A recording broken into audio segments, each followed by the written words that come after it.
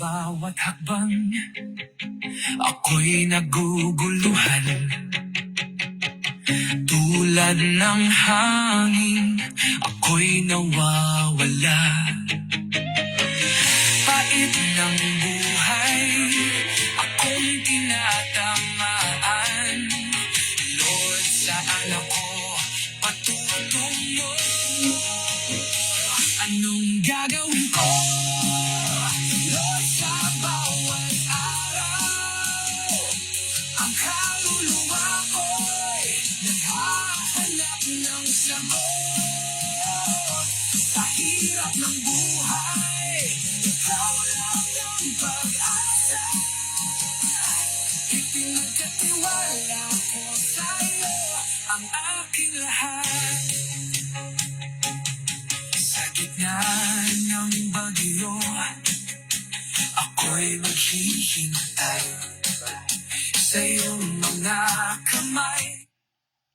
God's morning mga kapatid. Isang mapagpalang umaga po sa ating lahat. Ngayon po ay araw ng Friday. At muli sa ating sa araw nito ay Proverbs 17, 20-25 ay muli. Tayo po ay dadako sa ating daily devotion.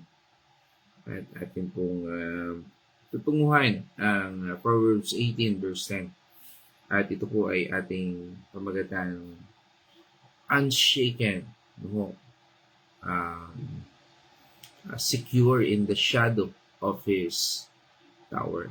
At ngayon po sa ating pagsisimula, tayo po ay sasamahin upang aking partner para basahin ang talata at tayo po ay pangunahan sa panalangin. God's morning mga kapatid. Tayo po ay babasa sa mga Kawikaan 18 verse 10. Ang pangalan ni Yahweh ay matibay na tanggulan, kanlungan ng matuwid mula sa kapahamakan. Tayo po ay manalangin. O Lord, maraming salamat po sa panibagong umaga na pag-aaralan namin ng iyong salita, Panginoon. Na kakain po ang aming espiritu mula sa iyong mga salita, Panginoon. Maraming salamat po. Ikaw po ang aming itinataas sa aming pag-aaralan ito, Panginoon. Ikaw po ang aming pinasasalamatan, O Lord. Ang lahat po ng ito ay hindi namin magagawa at hindi namin mauunawaan kung hindi kami sasamahan ng iyong banal na espiritu. Nawa kami ay patnubayan ng iyong banal na espiritu upang mabuksan ang aming kaisipan, ang aming puso para sa iyong mga salita na aming pag-aaralan ngayon. Ito po ay magiging sandata namin sa gawa ng kaaway at ibabahagi din po namin sa iba. Maraming salamat, Panginoon, sa patuloy na pagmamahal na ipinagkakaloob mo sa bawat isa sa amin. Sa lahat po ng aming mga pinagdadaanan, ikaw po ang aming kasama, Panginoon. Ikaw po ang aming sanggalang sa lahat ng ito, Panginoon. Maraming salamat, Panginoon, sa paglilid mo sa amin ng tamang daan upang malakaran namin ng iyong mga salita, O Lord. Maraming salamat po, Panginoon, at sa lahat po ng mga nakakakinig ng salita mo sa umagang ito na aming pag-aaralan. Nawa maisapamuhay din nila at maisapuso, Panginoon, nang sa ganon ay ito ay kanilang magamit sa lahat ng circumstances na kanilang pinagdadaanan. Maraming salamat po. At ang lahat po ng ito ay aming ipinapanalangin sa pangalan ng iyong anak na si Jesus. Amen. Amen. Okay. So mga kapatid, muli sa ating sa araw na ito ay sabi nga ay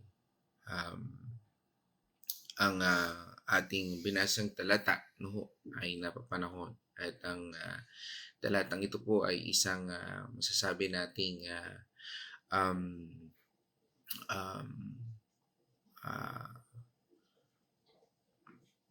parang sabi nga ay isang tanggulan, isang seguridad, isang proteksyon na nagpapaanyaya sa atin.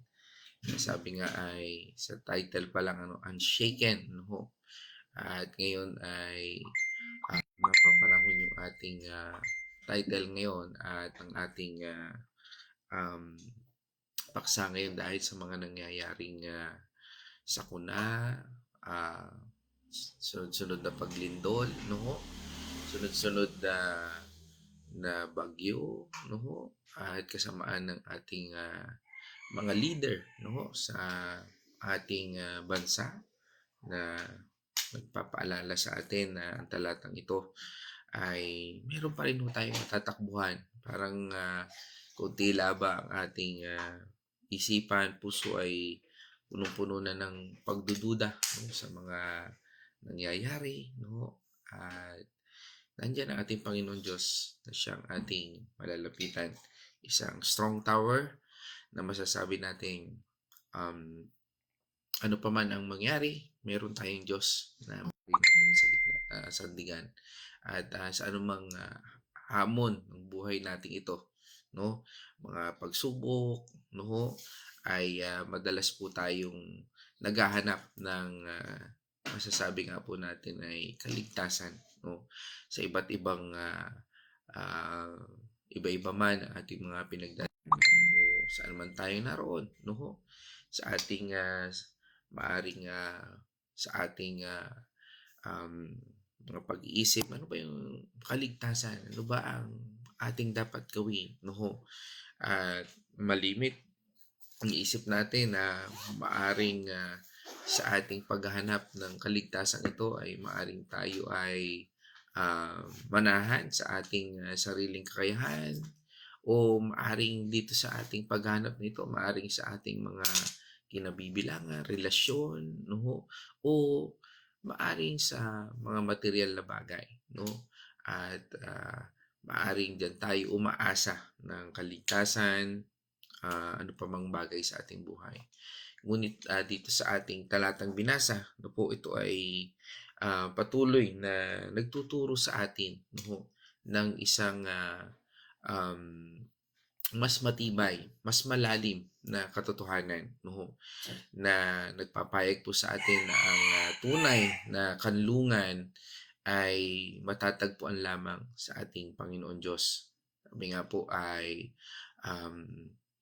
pinapakita po nito na ang pangalan ng Panginoon ay hindi lamang isang salita, no? Sa ibang tao siguro maaaring isip nila na ano ba ang matututunan natin diyan, no, pag ikaw ay umattend sa mga gawain ng Panginoon. Maaaring katulad din tayo nila na iniisip, ano nga ba yan? Na kailangan natin ng mga bagay na sandigan natin ay mga material, mga pangyayari. Kailangan i-secure natin yung mga bagay, no? Kaya nga po, ang mundong ito ay hindi nila kailanman mauunawaan. Subalit ganun pa man, ano ho, pinaanyaya pa rin sa atin ng ating Panginoon na siya lamang ang ating masasandigan.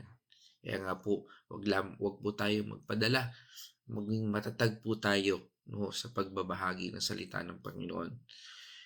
At sa atin pong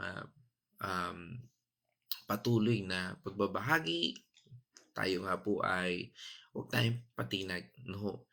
Sabi nga ay patuloy nating ipalaganap ang salitang ito. At dito po sa ating paksa ngayon, ang pangalan ng ating Panginoon ay hindi lamang isang salita, kundi isang personifikasyon ng kanyang buong pagkatao, kapangyarihan, at katapatan na nagsisilbing matibay na tore para sa mga taong matuwid. Ang aklat ng Proverbs, no, ay bahagi po ng karunungan ng panitikan mula po sa lumang tipan. Ito po ay isang koleksyon ng mga kasabihan, mga aral na naglalayong magbigay ng gabay at kung paano mamuhay ng may karunungan at pagkaunawa. No, ang kawikaan ay isinulat upang turuan ang mga bawat mambabasa nito tungkol sa mga prinsipyo ng mabuting pamumuhay, kabilang ang paggalang sa Diyos, pagiging tapat, at pag-iwas sa kasamaan. Sa konteksto ng ating binasang ito sa Proverbs 18:10, no po, ay napakahalaga pong tandaan ng konsepto ng tore. Nabanggit po yung tore. Ano ho? Sa tower, no? Sabi nga, the strong tower. No ho?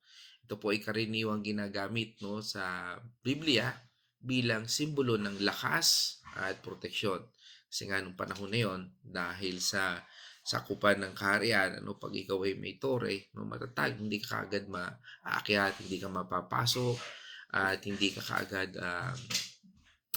sabi nga, ay magagapi. No?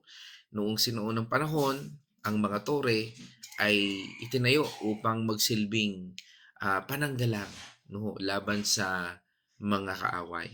Kaya nga po sa ating sa pamamagitan ng metaporang ito, no, ay ipinapahiwatig ng talata na ang Diyos ay ang ating ultimate na depensa at kaligtasan. Kaya nga po, napakahalaga po ng ating patuloy na pagsamba. Ito po ay nagsisilbi na siyang ating pananggalang. No? May mga tao na maaring hindi naniniwala. No? Sabi nga, sa mundong ito, there's two kinds of people. Believers and unbeliever. No? At sa yugtong ito po ay nagpapakita sa atin na kung tayo ay may Panginoon Diyos, meron tayong proteksyon. At kung ang isang tao ay walang proteksyon, walang hindi kumikilala sa Panginoon Diyos, sabi nga ay yun po yung nakakatakot. Kaya napakahalaga ang salita ng Panginoon Diyos sa ating buhay. No? This is a strong tower. At napakarami. No? Kagabi po kami po ay nasa Lamay at makikita natin na hindi lahat ng tao, masasabi natin, ay mananampalataya. At napakarami pa rin na mga tao na maaring hirap manampalataya. Kaya nga, sa punto ng ating buhay, hindi natin kayang baguhin ang kanilang pag-iisip. Subalit, kung ating ibabahagi, maaring yung iba ay manatiling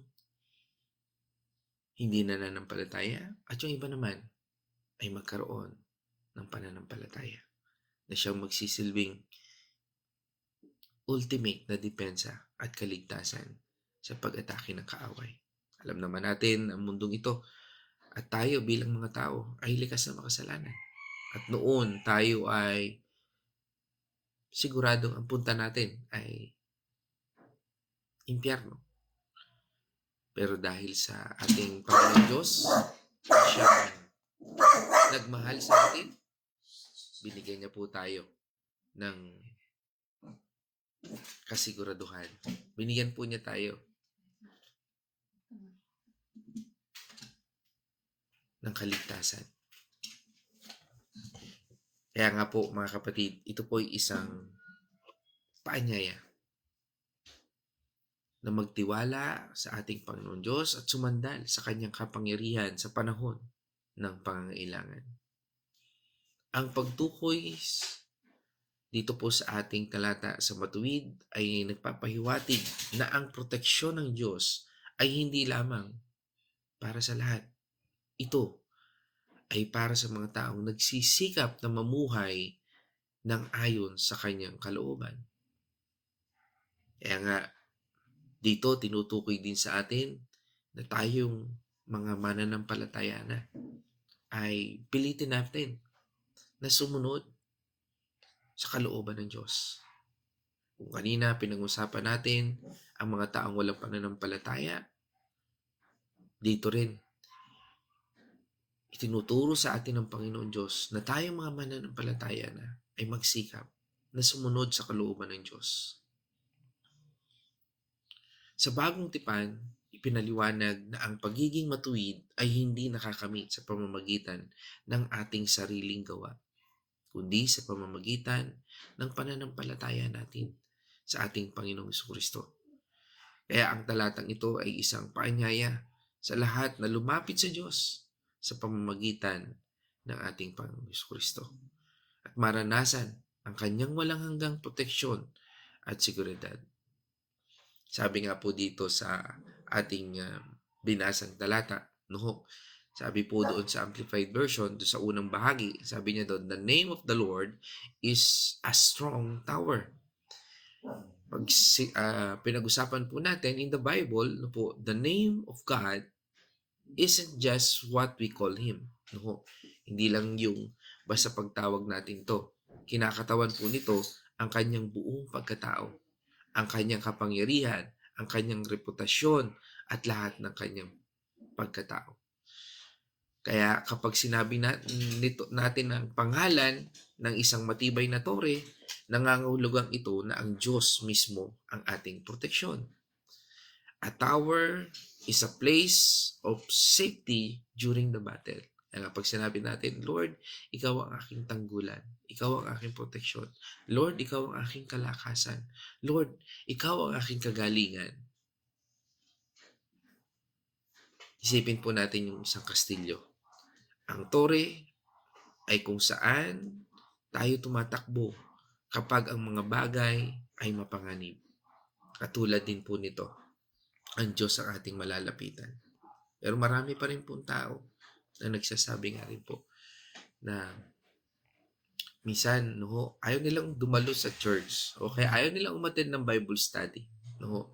Dahil parang sa kanila, nananahan sa kanilang sariling lakas, nananahan sa kanyang sariling kakayahan. Subalit mga kapatid, ang Diyos ang tore para sa atin. Sabi nga doon sa sumunod na talata, the righteous run to it. This part is the key. Ito po yung susi. Na ang bawat sumusunod sa Kanya ay dapat tayo ay laging nasa Kanya. It's not enough, na just we know God, na siya ang ating strong tower. Hindi po enough yun. We have to actively run to Him. Mapapansin po natin from the words of the righteous runs to it. Tumatakbo sa Kanya. Kaya nga po tayo mananampalataya, dapat nilalapitan natin siya. Pinupuntahan natin siya. At hindi natin siya mapupuntahan kung hindi tayo magbabasa ng Biblia, kung hindi tayo aaten ng mga Bible study, kung hindi tayo aaten ng gawain, kung hindi natin siya pupuntahan. Again, ang Lord, lagi siya nandun. Pero minsan, hindi natin maunawaan ang Diyos.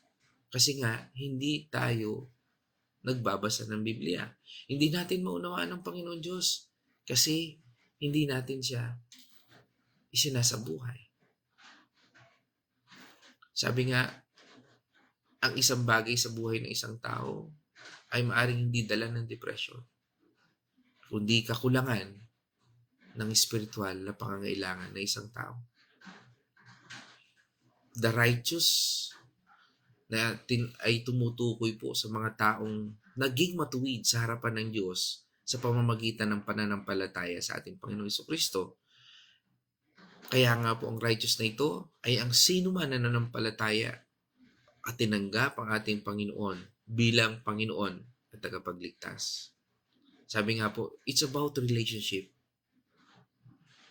Kaya nga nung tinanggap natin ang ating Panginoon Jesucristo bilang ating Panginoon at tagapagligtas, tayo po ngayon ay sumusunod.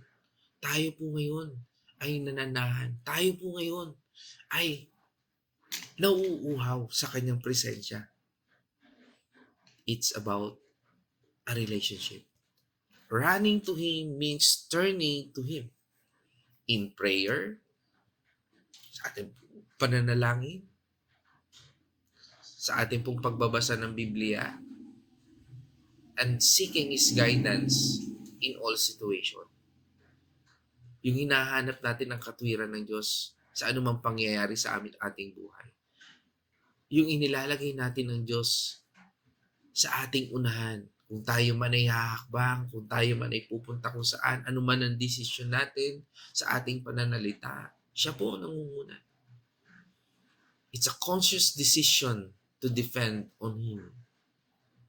At doon sa sumunod na talataan, sabi niya doon, and is safe and set on high. Sabi, far above evil. Kaya nga kung tayo tumatakbo sa ating Panginoon Diyos, ano nangyayari sa atin? We find safety. Nagkakaroon po tayo ng kapanatagan. Nagkakaroon po tayo ng katatagan. Hindi ito nangangahulugang hindi na tayo haharap sa mga problema.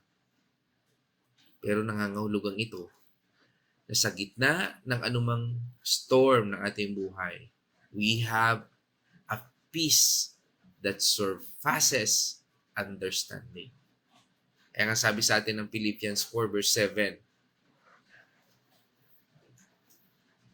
At ang kapayapaan ng Diyos ay hindi kayang maunawaan ng tao ang siyang mag-iingat sa inyong puso at pag-iisip dahil sa inyong pakikipag-isa kay Kristo Jesus. Amen.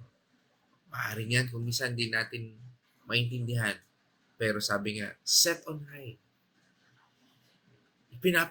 Ipinapahiwatig po nito na itinataas tayo ng Diyos sa itaas ng anumang kasamaan na maaring nagbibigay sa atin ng mas mataas na pananaw.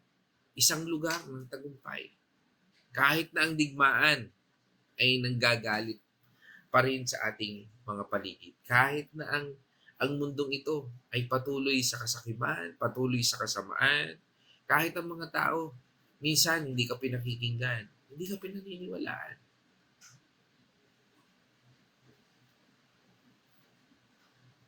Imagine natin, no? Hindi lahat ay sabi nga ay tumatanggap sa Panginoon. Kaya nga sa ating paligid, sa ating mga churches, 'di ba? Pag pumunta tayo doon sa mga lugar, kala mo walang tao, no? Pagka nasa sambahan tayo, 'di ba? Pero makikita natin napakadaming tao doon. Hindi lahat may relasyon sa Panginoon Diyos.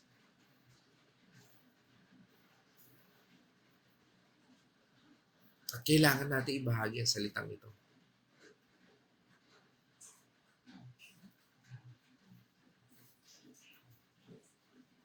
We're not just surviving. Tandaan po natin. We're overcoming because of His power. Kaya nga po tayo, bilang mananampalataya, hindi dapat yung buhay natin parang survival lang. No? Pag yung, ano po yung ibig sabihin nun? Pag kailangan natin ng Panginoon Diyos, okay, lapit ka uli kay Lord. Parang nasa survival series ka. Lord, ilampas mo ako dito. Tapos pag wala ka na ulit problema, wala ka na ulit sakit, balik ka na ulit. Lupay-pay ka na ulit kay Lord. Parang okay, cool down ka na ulit. Tapos, pag nagkaroon ka ulit ng problema, survival series na naman. Ano po ibig sabihin na ito? We overcoming. Ibig sabihin sa buhay natin, kung tayo ay dating makasalanan at dahil sa kapangyarihan ng Panginoon Diyos, inilagay natin ng Panginoon Diyos, nakalalampas na po tayo. We overcome. Na napaipigilan natin, nababawasan natin yung kasalanan dahil hinahayaan natin ang kapangyarihan ng Diyos ang siyang pumilo sa atin.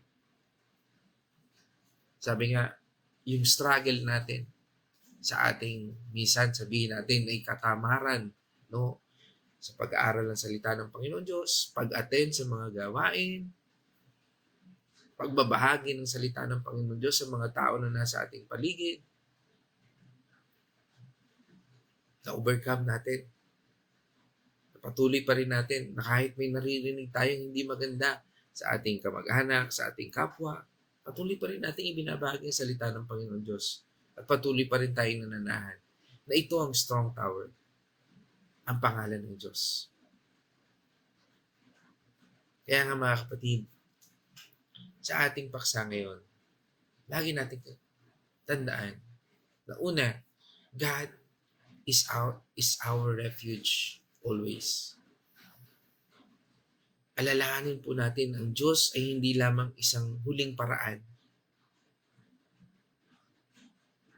kundi ang dapat ay ang ating first response o unang pagtugon. Sa bawat araw, sa bawat desisyon, sa bawat paglakad, sa anumang ating gagawin, ilagay natin ang Diyos. God is our refuge always. He should be our first response.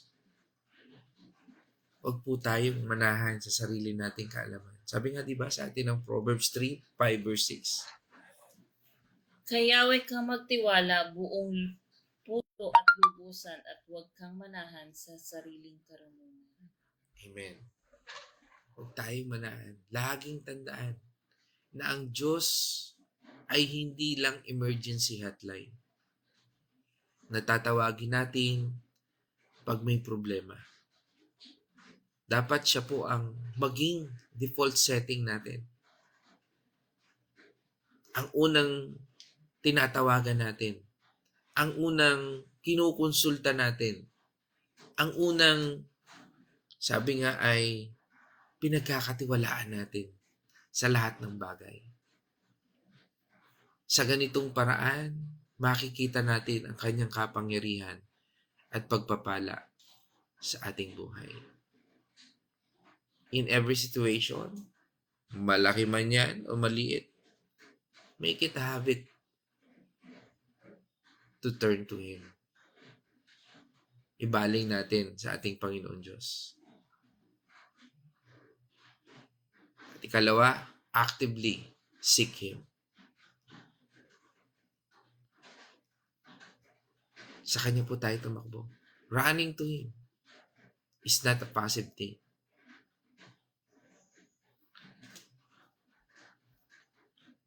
It requires effort. Kailangan mong humakbang patungo sa Biblia, patungo sa mga gawain, patungo sa ating Panginoon Diyos. Sabi nga sa atin ng Hebrews 10 verse 24 to 25.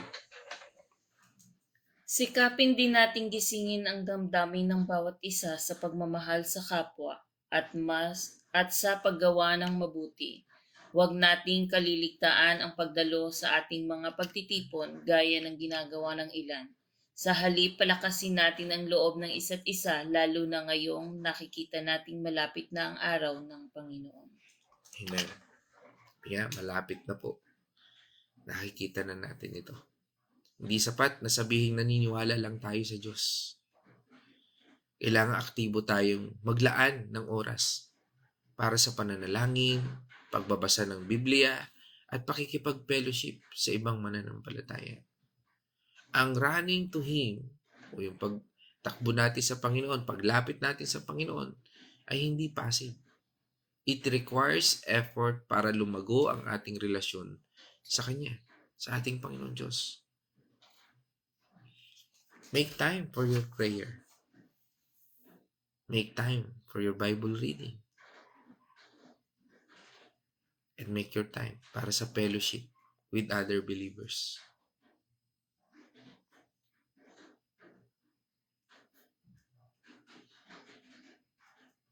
Trust in His character. Pagtiwala po tayo sa ating Panginoon Diyos.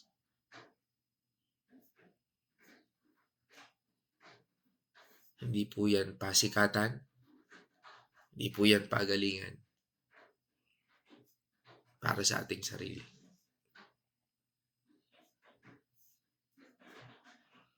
Kundi ang pagtitiwala sa Diyos. Sa lahat ng oras, sa lahat ng lugar, sa lahat ng panahon, ang Diyos natin ay naroon. At kung tayo ay dinala ng Panginoon, meaning to say, kailangan natin siya ibahagi. Ibahagi natin ang karakter ng Panginoon Diyos. Knowing God's name means understanding His promises and His faithfulness. Ang kanyang mga pangako at ang kanyang kabutihan. Sabi nga sa atin sa Numbers 23 verse 19. Ang Diyos ay di sinungaling na tulad ng tao, anumang sabihin niya ay kayang gawin. Kung mangako man siya, ito'y tutuparin. Amen. Ang Diyos, pag nangako, siguradong gagawin niya. At ang pagkilala sa pangalan ng ating Panginoon Diyos ay pag-unawa sa kanyang mga pangako at kanyang faithfulness, kanyang katapatan. Dapat magtiwala po tayo. Matutuparin ng ating Panginoon Diyos ang kanyang mga sinabi. Dahil siya ay hindi nagsisinungaling o nagbabago ng isip. Magtiwala tayo sa kanyang karakter. at makikita natin ang kanyang katapatan sa ating buhay. Trust that He will do what He says He will do. Ano man ang kanyang sabihin, gagawin niya yun. Ano man ang kanyang mga pangako, gagawin niya yun. Ito na kailangan natin panampalatayaan.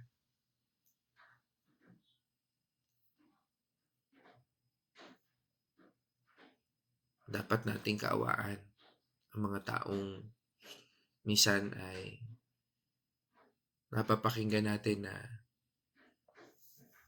walang relasyon sa Panginoon Diyos. Dahil alam naman natin ang kapupuntahan ng tao na walang relasyon sa ating Panginoon Diyos. Dalawa lang ang pupuntahan. At kung tayo ay kunin na ni Lord, hindi na tayo makakapili. Hindi tayo tatanungin isa ka pupunta. Saan mo gusto? Kung saan mo gusto. Hindi po ganun yun. Dahil pag nawalan na tayo ng hinga, nalagutan na yung ating hininga, sabi nga po, ang unang hininga natin nung tayo isinilang,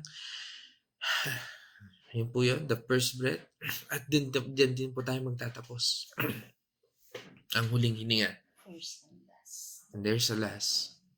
Nasabi nga sa ibang interpretation na yan po ay Yahweh. It means our God pa rin.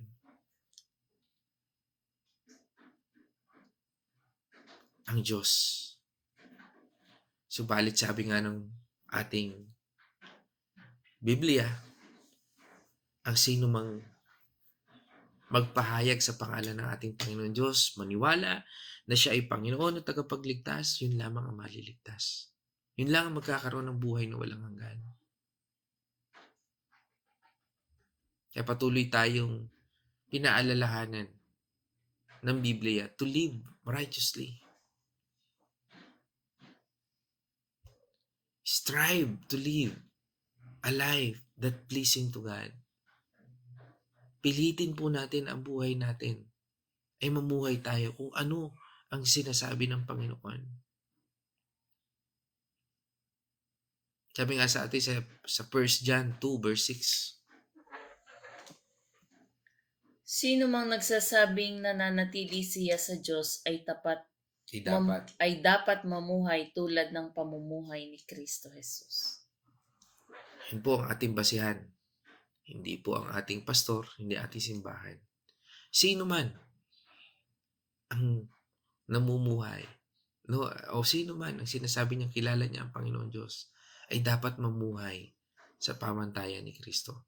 Mamuhay na katulad ng ating Panginoong Yesus. Ang pamumuhay ng matuwid ay hindi nangangahulugan na magiging perpekto tayo katulad ng ating Panginoong Yesus. Kundi dapat sikapin nating sundin ang mga utos ng Diyos at tularan ang halimbawa ng ating Panginoong Yesus. Dapat nating iwasan ang ating dating makasalanang pamumuhay at magpakabago sa pamamagitan ng banal na Espiritu. Gamitin natin ang ating mga talento, oras, at resources para sa ikaluluwalhati ng ating Panginoon Diyos. And you will experience ang kapayapaan nagmumula lang sa Kanya. Even our life, or when our life is difficult, even when life is difficult, claim the promise of peace that comes from knowing that you are safe in His tower. Lagi nating, sabi nga yung taong may Panginoong Diyos, yung taong may relasyon sa ating Panginoong Diyos, makikita mo yung kapayapaan sa Kanya. Makikita mo yung katatagan sa Kanya. Hindi siya basta-basta na shaken. Hindi siya basta-basta natitinag.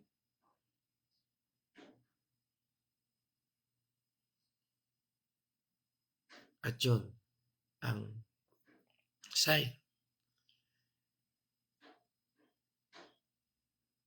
na tayo ay nasa Panginoon.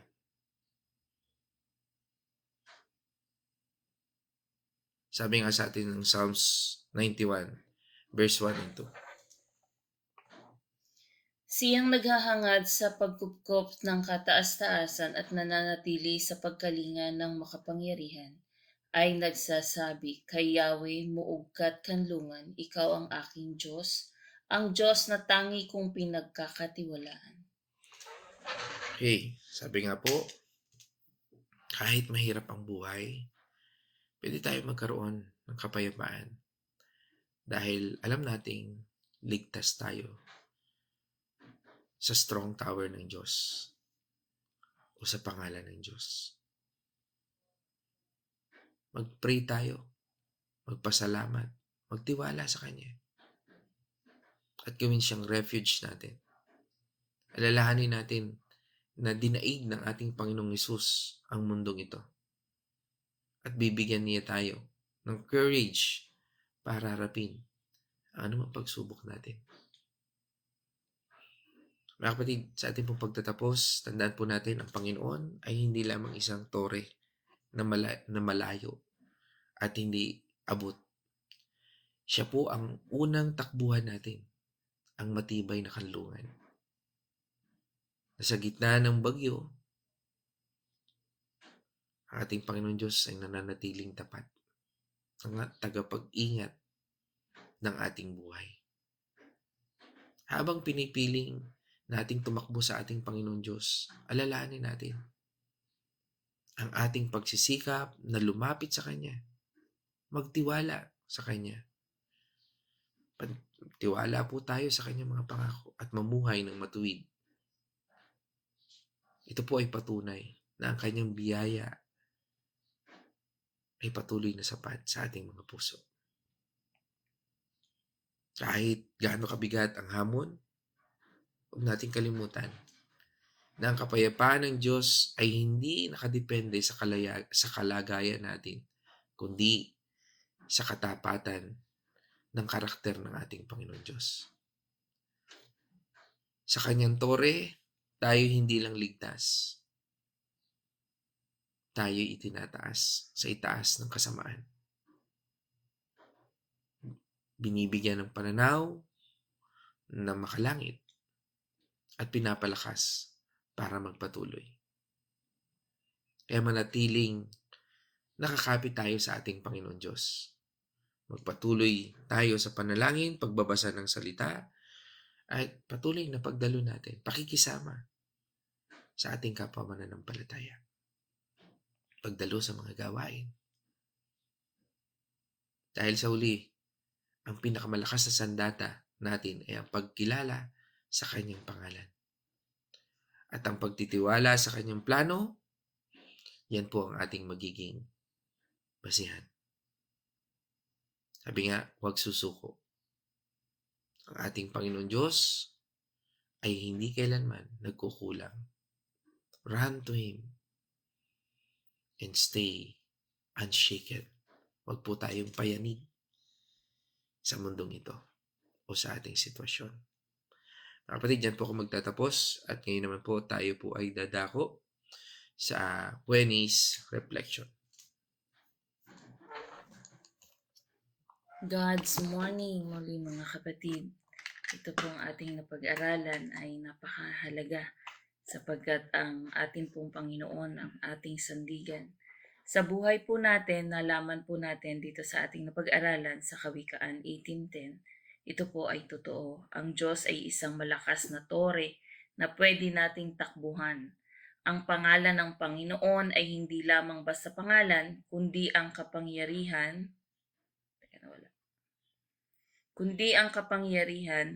niya ay handang tumulong sa atin. Kapag may problema o takot, madalas tayong naghahanap ng tulong sa ibang bagay, gaya ng pera, sa posisyon o sa sarili nating galing. Pero hindi pala ito sapat. Ang tunay na tulong ay galing sa Diyos. Ang pagiging matuwid ay hindi ibig sabihin na perpekto tayo. Ibig sabihin lang sinusubukan nating sumunod sa ating Panginoon. Kapag nagkakamali tayo, bumabalik tayo sa Kanya, nagsosorry tayo at nagsisimula uli. Sa Kanya may chance tayong magbago at mas maging mabuti. Tuwing nagdadasal tayo at nagbabasa ng Biblia, nararamdaman natin ang kapayapaan niya. Siya ang ating malakas na tore, ang ating proteksyon kapag may problema. Kaya sa buhay natin, piliin nating magtiwala sa Diyos. Subukan nating mamuhay ng tama, hindi para maging deserving sa pag-ibig niya, kundi dahil mahal natin siya. Kasi alam natin na sa Kanya lang tayo makakahanap na tunay na kapayapaan at proteksyon. So, ayun lamang po. Maraming salamat po. God bless po. Amen. Purihin natin po ng Diyos. Ngayon naman tayo dadako sa ating mga kapatid online. And again, sa oras at nito ang sa ating pong nasa comment section. Tayo po ay pinangunahan ni Kuya Chris Artillaga, no? Kasama po natin diyan si Ate Marta, Ate Gori, no? Diyan sa Bulaking Chaong. So mapagpalang umaga po. Happy anniversary kahapon sa inyong mag-asawa, Kuya Chris at Ate Marta. At ganoon din sa lugar naman po ng Villa Escudero, kasama po natin ang Patual family, sa pangunguna po ni Nay Winnie Patual, no? At ganoon din, ito yung mga kasama natin kahapon sa wake ng aming butihing Tatay Felix, no? Yan, kasama po kami kagabi ng mga ito. Yan, kasama rin po natin ngayon si Ate Nela Nonoso dito po sa San Pablo City. Yan, kasama po natin. At ganun din, kasama rin po natin mula po sa angka ng Arosena. Kasama po natin sa pangunguna po ni Nay Edna Arosena. At mula naman po sa Osamis, no, ang Family C, no, kasama po natin ngayon si Doktora Julia sa mapagpalang umaga po. At regard sa lahat, kay Sir Dodong, kay Johan, kay Kerwin, at kay Jansen. Okay, at dito sa Pila Laguna, kasama naman po natin ngayon si Sister Alma Tatel, yan, mula dyan sa Tulirik, no? Yan, sa pangunguna po dyan ni Pastor Eds Rona, yan. Okay, yan, dito pasasalamat ng kagalingan ni Louie. Yan, mula po kay Nay Winnie Patual. Yan, at again, kasama rin po ulit natin ang aking magandang nanay. Batiin natin ang pamilya ng Getgano Mercado. Kasama po natin ang aking nanay mula dyan sa Santa Rosa, Laguna. Yan, ang aking magandang nanay, si Corazon Mercado Getgano. Yan, pag-iingat din po. Yan, sa ating lahat, yan. Mga pagbati mula po kay Nay Winnie. Sama rin po natin. Okay. Yan, mula ulit sa Villa Escudero, kasama po natin si Tatay Victor Dalangin. Yan.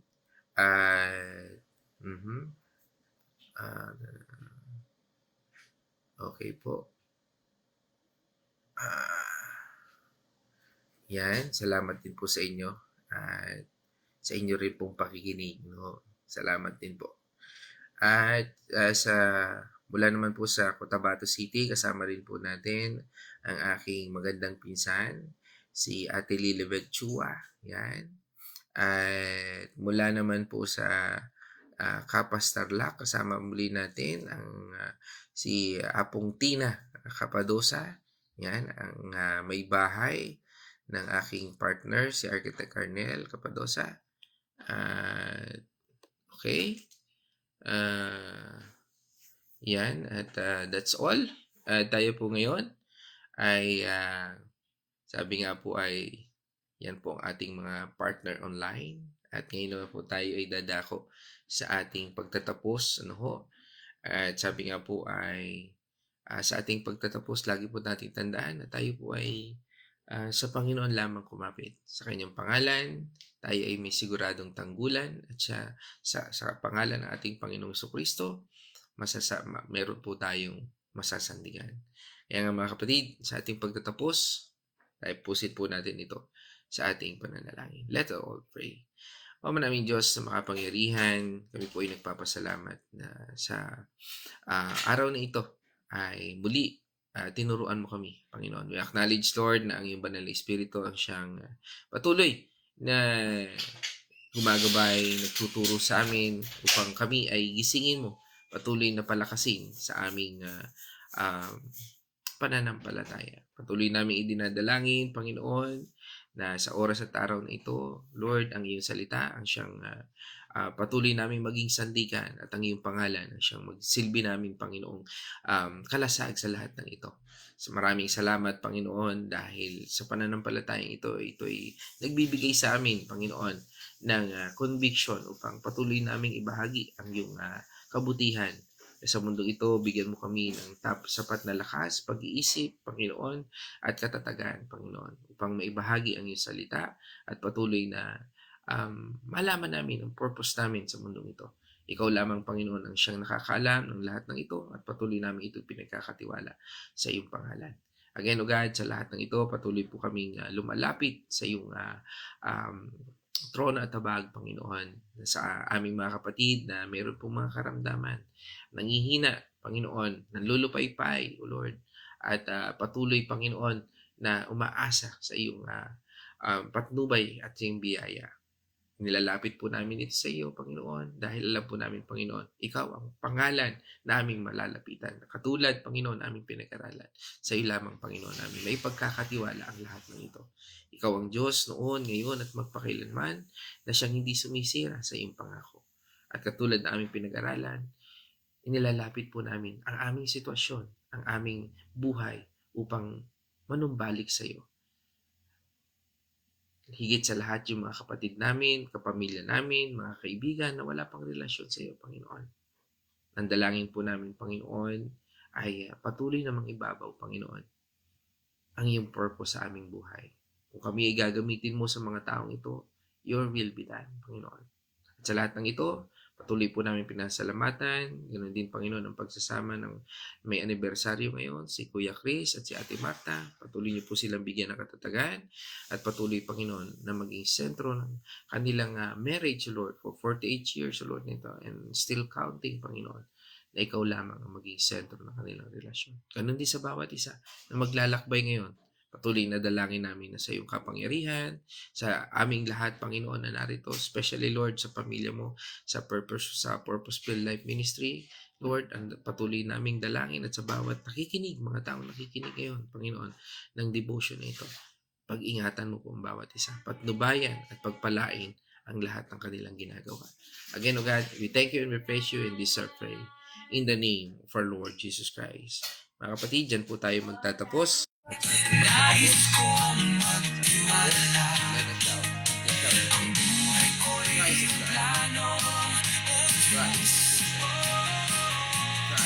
May magpapakumbaba ako sa iyong harapan. Lord, ang lakas ko'y sa iyo nanggagaling. Kahit ako'y mahina, ikaw ay sa bawat hakbang